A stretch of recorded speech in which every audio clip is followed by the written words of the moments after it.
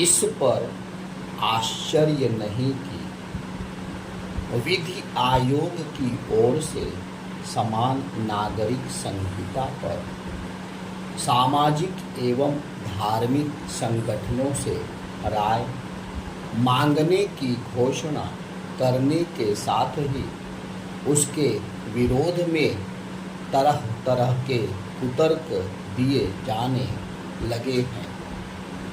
कांग्रेस महासचिव जयराम रमेश की माने तो समान नागरिक संहिता पर विधि आयोग की पहल मोदी सरकार के ध्रुवीकरण का एजेंडा है।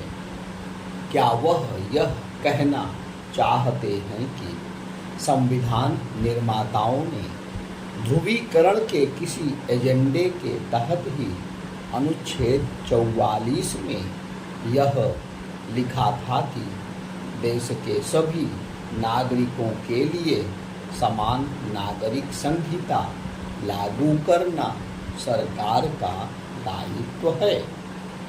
कांग्रेस को इस प्रश्न पर विचार करने के साथ ही इस पर शर्मिंदा होना चाहिए कि स्वतंत्रता के बाद सबसे लंबे समय तक शासन करने के बाद भी वह समान नागरिक संहिता के मामले में संविधान निर्माताओं की इच्छा का पालन नहीं कर सकी। यह मानने के अच्छे भले कारण हैं कि उसने ऐसा जानबूझकर किया क्योंकि उसने तमाम विरोध के बाद भी हिंदुओं के निजी कानूनों को संहिताबद्ध कर दिया था।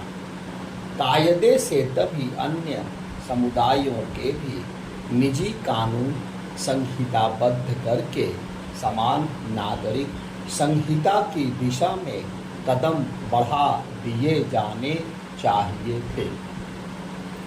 कांग्रेस ने ऐसा न करके देश के नागरिकों में भेद पैदा करने के साथ उन्हें अलग अलग खांचों में बांटने का काम किया।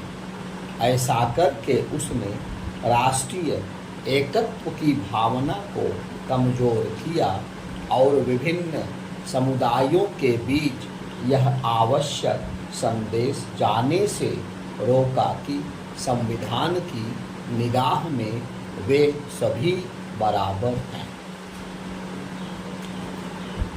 यह खेद की बात है कि समान नागरिक संहिता के प्रश्न पर कांग्रेस अपने मूल्यों और सिद्धांतों के साथ अपने पूर्वजों की भी अनदेखी करती है।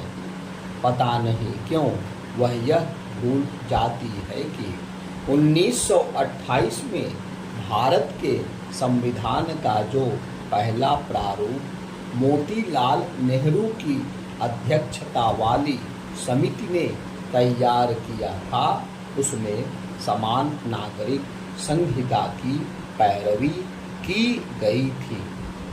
क्या इससे विचित्र और कुछ हो सकता है कि एक समुदाय के निजी कानूनों को तो संहिताबद्ध कर दिया जाए, लेकिन अन्य समुदायों को उनके निजी कानूनों के हिसाब से चलने दिया जाए, और वह भी तब जब ऐसे निजी कानून कई तरह की सामाजिक समस्याएं पैदा करने के साथ महिलाओं के हितों पर कुठाराघात करते हैं।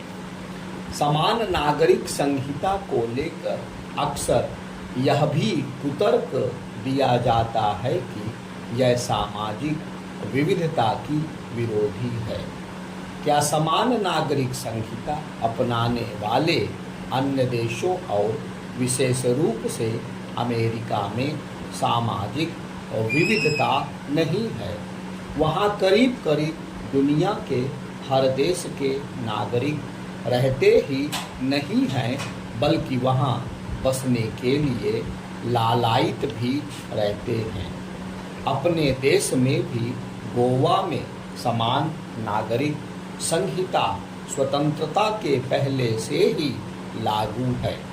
विरोधी दलों के नेता समान नागरिक संहिता को लेकर कुछ भी कहें, यह वह विचार है जिसके अमल का समय आ गया है।